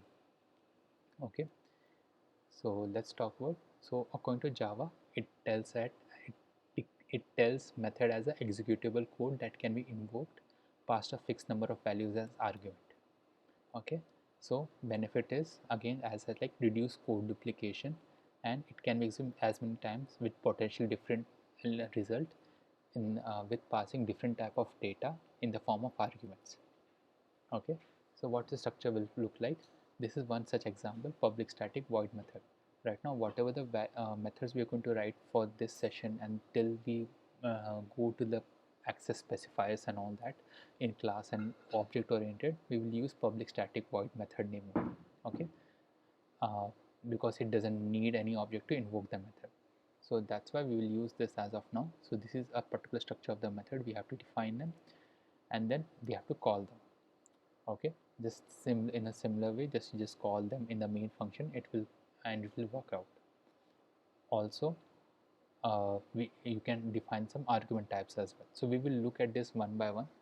Okay, so let's start by seeing that how the same code, that the code we have written, how we can convert this whole code and with variable values. Like one time I want 10,000 value for score, one time I want 800 for score, one time I want 5,000 for score, right? So how I can reduce this big lines of code with the help of method. Okay, so for that, again, I'm creating a new Java file in Java class, in this case public, so I will just name it as method.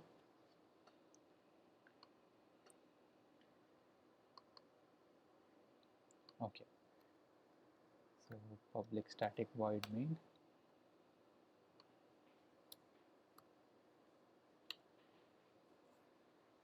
Okay, now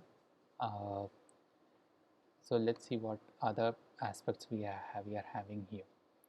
So boolean, this part, and this is what we have the actual code. So let's write it here. Right now we want to change, we don't want it to if you want to change certain value, we don't want to repeat it multiple times. So for that we write a method, as we said earlier. So based on the, for current conventions, we will only use public static for now. So public static void, and let's say calculate score. Okay, now we need to have uh, so if I have a function and I want to, basically I want to calculate this part. Okay, I want to print it out, so let's take it out from here and put it here. Okay, but as you can see, the IDE is already telling me that I haven't defined game over final score level completed. The reason is these variables I will define in main function, not in the calculate score function. So I have to pass these values, these 5 values, to the calculate score. Okay, so let me define those variables here. So let's say boolean, game over. Others are int, so let's say int score, int level completed, and int bonus. Okay, now final score I have to calculate, so I'll just write as int final score. Okay, I'll just pass some value here, so let's say for now score is the final value. Okay, now let's discuss some of the aspect of effect here. So what we have defined, void. So public static we are not discussing here. Void, that means no return type. Okay, calculate score is the method name. Okay, whatever the game over and all that we have passed in that definition, this is called as line number 3 will be called as the method definition. Okay, we are defining the return type of the method, the name of the method, and the parameters of the method. Okay, so game over, score, level completed,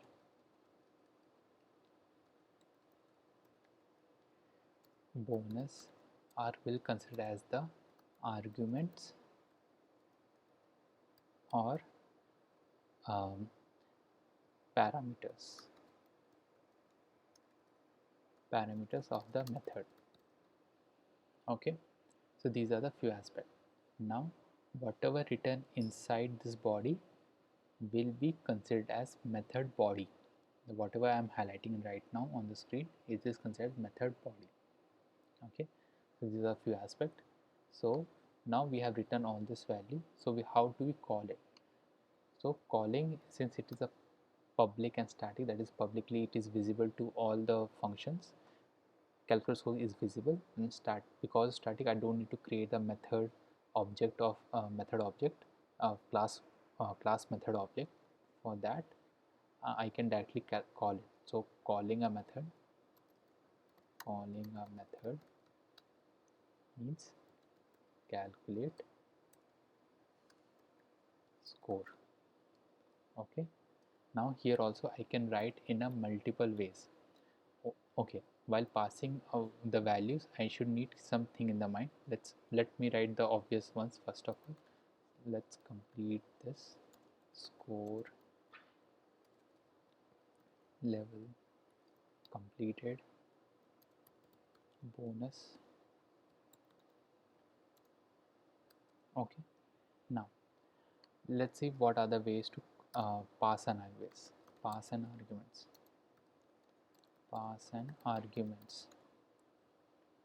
Okay, now game over, score, level, these are called variable names. Okay, so I can directly pass variable names which has certain values. Okay, that is way. Second way is I'll just pass the values, pass direct literal values. Okay, that means I will just write as calculate score true, let's say 10,000 in this case, level complete is 8, and bonus is 200. Okay, so whatever you can see a game over, score, this is given by ID for our understanding. Ideally, if you're writing a code in text editor, in simple text editor, you will not find this game over, score, level completed, colon, and all those stuff. This is the ID from IntelliJ. Okay, so this is another part. Third part is, this is one way of writing. Another way of writing is mix of variable and literal values. So I'll just copy this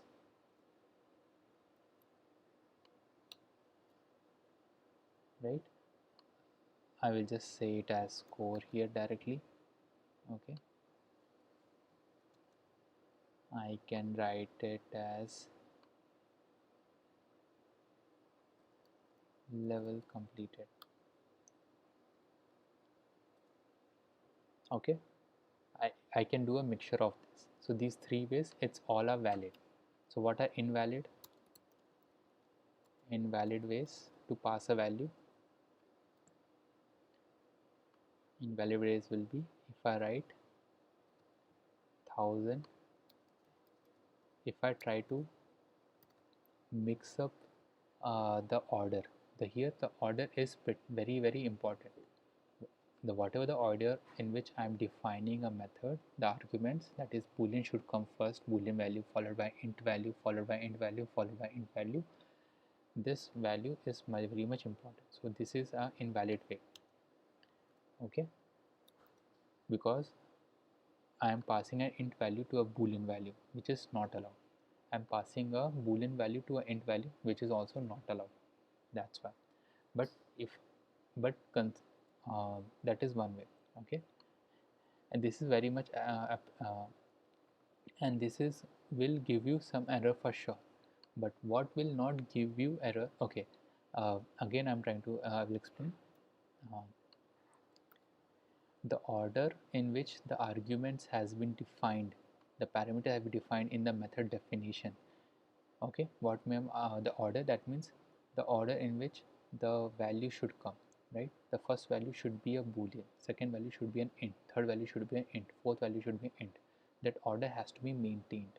Okay, in this line number 30, if you can see, I'm highlighting right now, I'm trying to pass 1000 value. 1000 is an int value and I'm trying to pass it to the boolean, so it will give me an error. Similarly, if score should be a int value, so here if you can see, the required type was boolean provided int, and the required type was int but provided boolean, right? So this will give me a proper syntactical error itself. Okay, so that's not a problem. That way you can understand that okay, you have while passing the values you have done certain mistakes. Okay, another way which is not uh, syntactical but more logical is calculate score. Just I think I'm coming.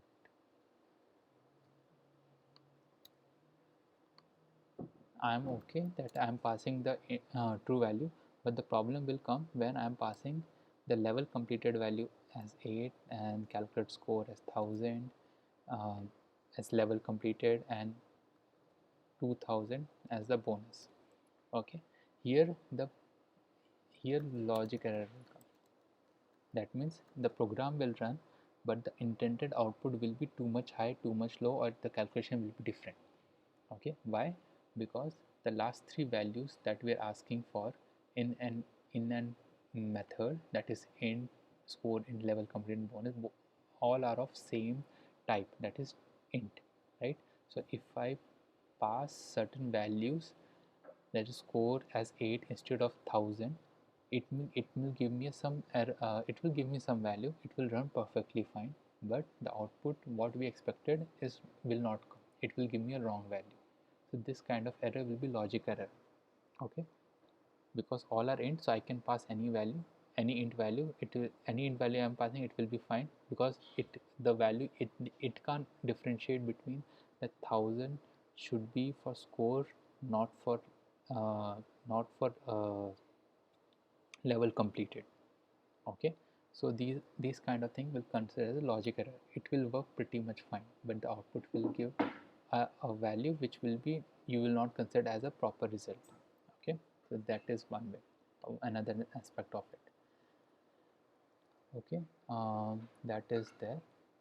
Any other thing that I am missing here?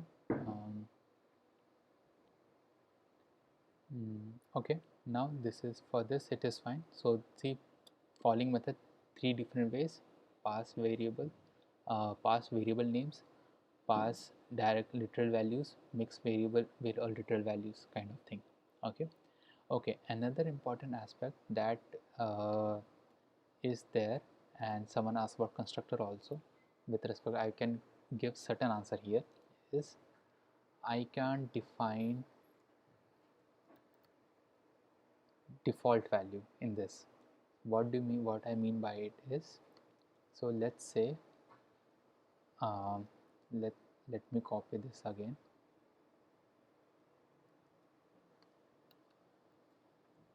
Okay, so in many programming languages, default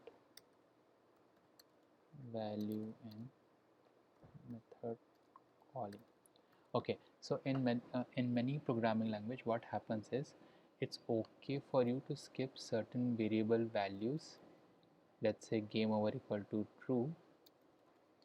Okay, it's okay for me to skip such values if if if I given a default value in the method definition itself. That means if I don't give that value, the the compiler will understand that I have given a default value to it, and I will use that default value as it is. Okay, but in Java this aspect is not allowed. I can't define a default value in the method names, in the method definition. Okay, so if I look at this also, here it's giving me a red, it's giving that required type was boolean, but I am providing int value. Okay, even though I have earlier provided in the method definition as game over equal to false, okay, as a default value. That means if I don't pass any value to that game over value, it will always take false as its value to calculate certain things. Okay, uh, since but even though I have provided, it is not accepting that. So this is one of the rules of Java, that you can't define a default value for this. Okay, any question with respect to this of method as of now?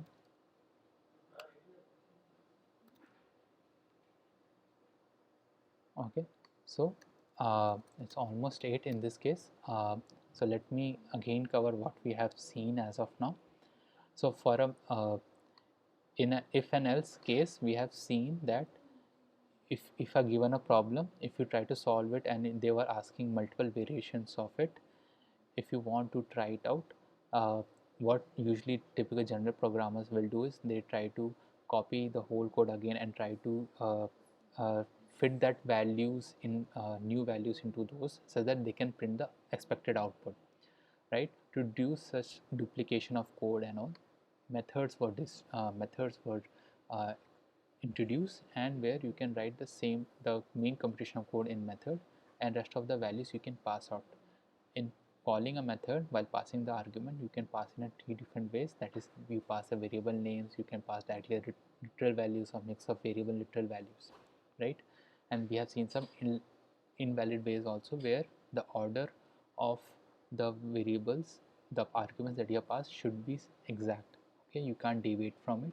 Also, in terms of logical errors also, you will find certain values where you if all the values in the arguments are of same types, or same type, if you try to change the swap the certain values, it can give you wrong answer also, even though the program will run perfectly fine. Okay, that is thing. The last value is default value in method calling, in methods are not allowed.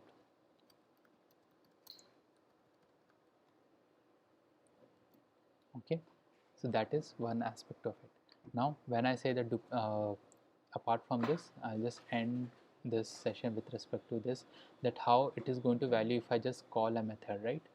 So what I can do is, if I given multiple values to run over, and they're asking me multiple cases where I don't have to or want to run the code and all, what I can do is, I just let me just um, do this part first.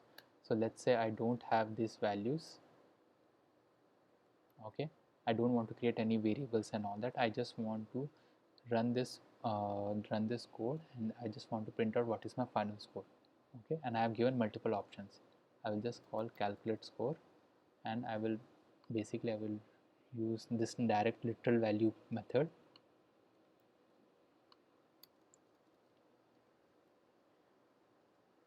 Okay, and I can give multiple values to this kind of things. So let's say 100 or 9,000. Level completed are 3. It is 10. Bonuses are 200 in this, 5,000, 2,500, kind of like that.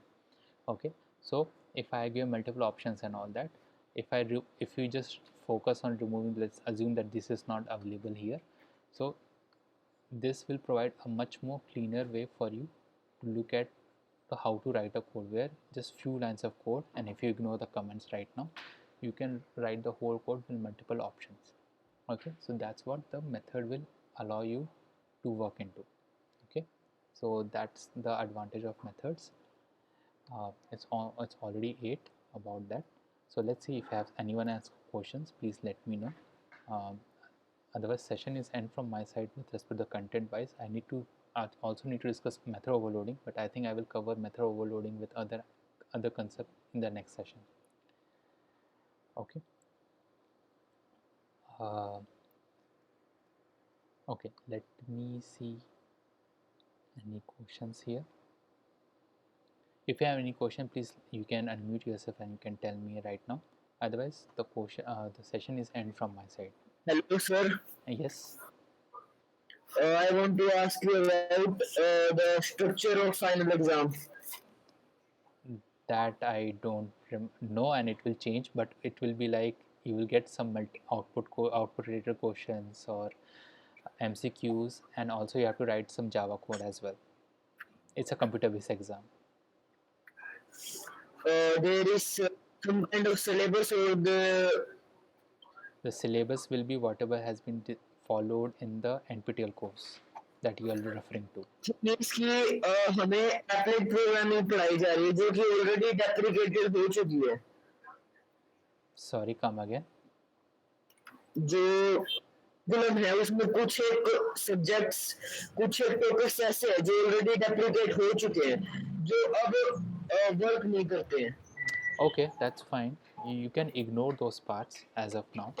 Okay, obviously deprecate, that doesn't mean they might ask it, but it's good to know those deprecated aspects as well, and you should know also why it has been deprecated over the period of time, right? If they are not telling that, that is totally fine. जैसे कि जावा applied programming है उसको जावा swing से replace कर दिया गया है already. Java programming किससे रिप्लेस कर दिया है? जावा एप्लाइड प्रोग्रामिंग को जावा स्विंग से रिप्लेस कर दिया है एप्लाइड को. Okay. Okay, that's fine, but you're not learning Java applet as of now, right? So in programming Java, mostly you will dealing with other constructs as well, like classes, oops, concept, that is still valid. So you can take those things into the place. In the deprecator, you can remove it. Yes? Sir, all codes are covered in Java. Sorry, come again. Sir, codes subject in Java covered. Yes, everything will be covered in this programming. Okay, Every coding session will be happening in live interaction will be covered in Java only. okay, sir. Yeah. Okay. Slides will be available on that side where the videos are available. Yes. So I will give you the link there. Otherwise, also I will give you the playlist link. I think the playlist will not exist considering I have removed the session 1 video. But let me see. So the slides, the codes, everything I will upload there along with this recording as well. Okay, the recording will be available on YouTube. The slides and all will be available in a Google Drive. So I will upload all these files there. Sir, where will you upload Google Drive link? So in NPTEL Swayam section, you will find that live interaction session as a one tab, right? In there, they will open it to Excel sheet. In that Excel sheet, YouTube links as well as the Google Drive link will be available where the content will be stored. From there, you can access it. So now I'm recording it. So maybe by tomorrow, I will upload the code, everything, code, slides, even video. I will upload in the YouTube. Okay. So that will be given in that Swayam portal itself. it will be available. Okay, now for even in the YouTube also I will do it. Just give me a minute. I will just let me. Sir, actually, what are the times and the days of these sessions? Only Tuesdays 6 to 8.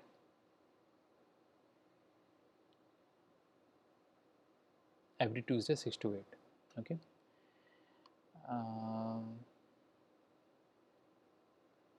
Just give me a minute.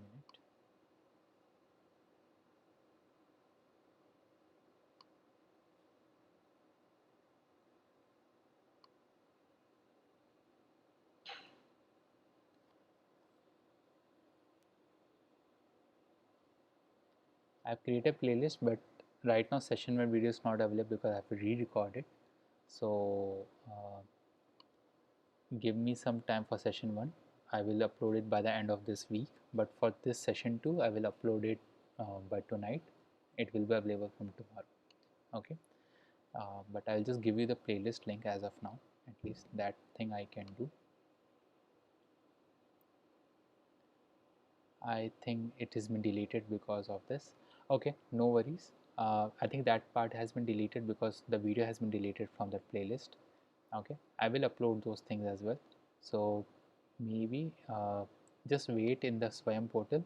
They will give you that link sheet for sure. I think this is already available, or they will give you that sheet. From there you can access this, the video as well as the content whatever I'm teaching here. Okay. The channel, at least I can give you the channel, because then I will, since I will upload this, the playlist will be available. So let me give you the channel thing. How should I copy this channels? Let me see.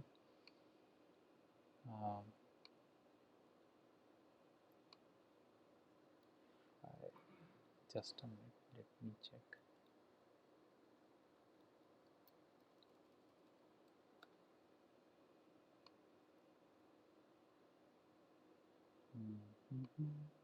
Okay.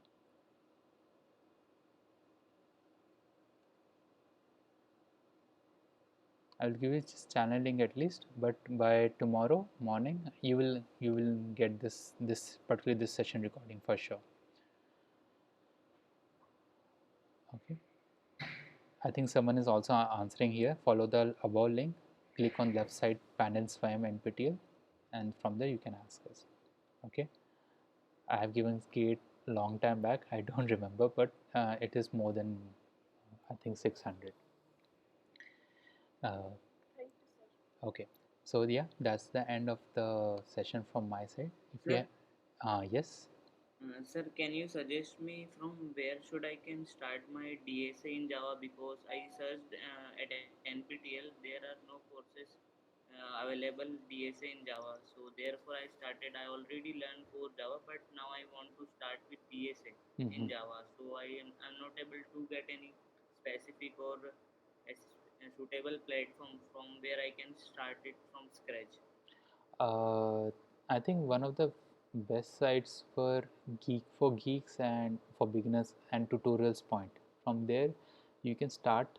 See, the concept of DSA will be applicable to any programming language. So, what you have to learn is you have to learn DSA the concepts and try to code that in Java, right? Yeah. If you're specifically looking out for codes and all, that codes will be available in Geek for Geeks and tutorials point. Other websites are also available, but specifically if you want to have free sources available, you can do that.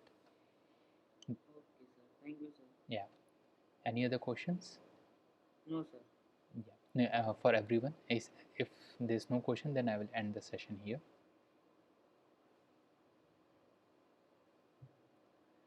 Okay.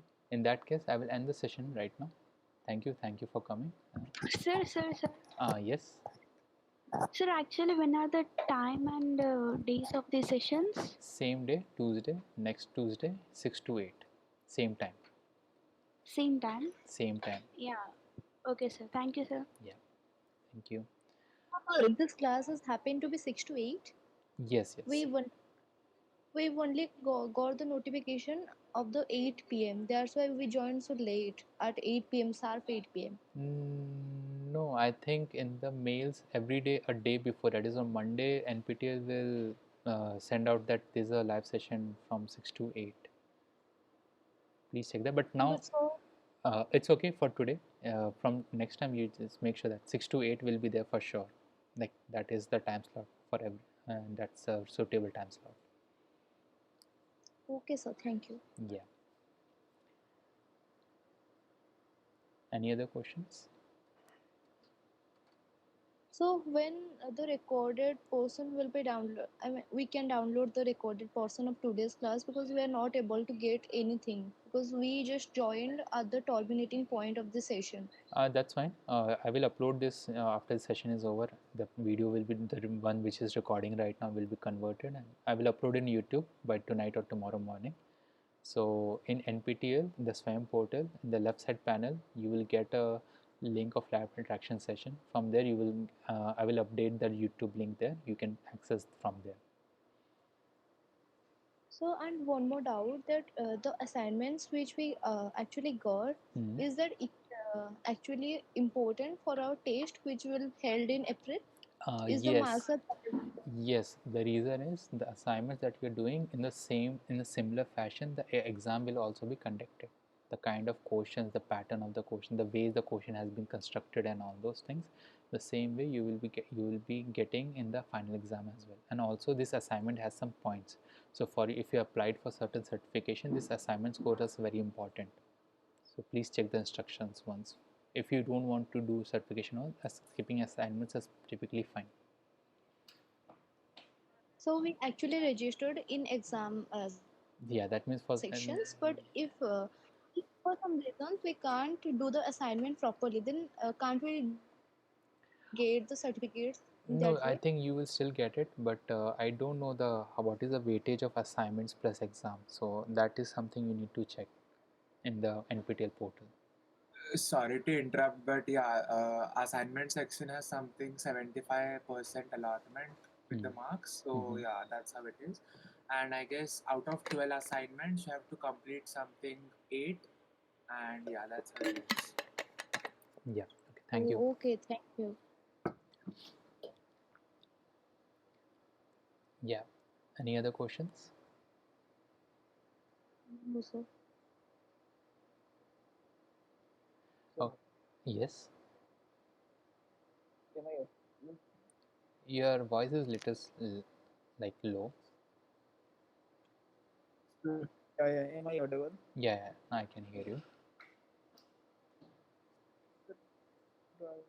Where we are practicing the Java coding section Okay. to practice question.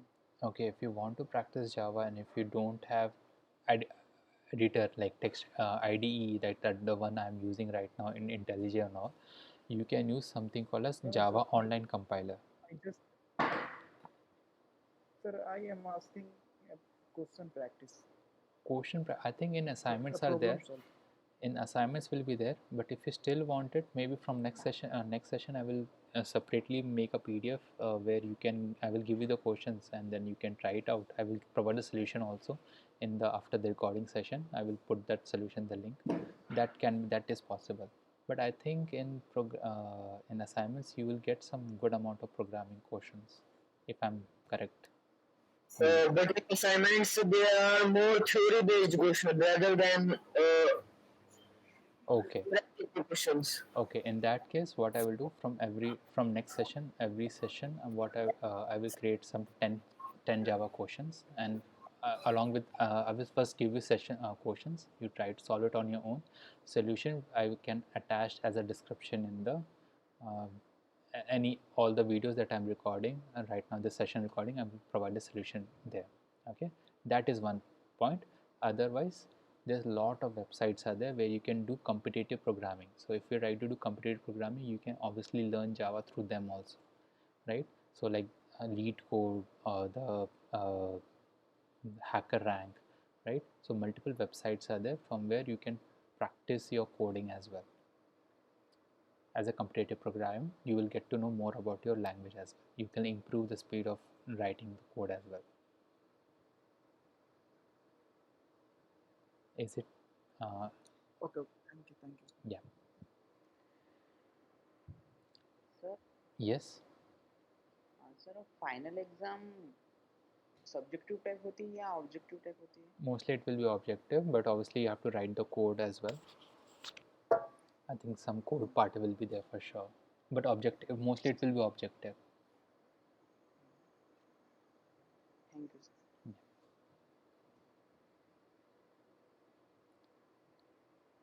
Okay, in that case, let's end the session here. Thank you everyone for coming.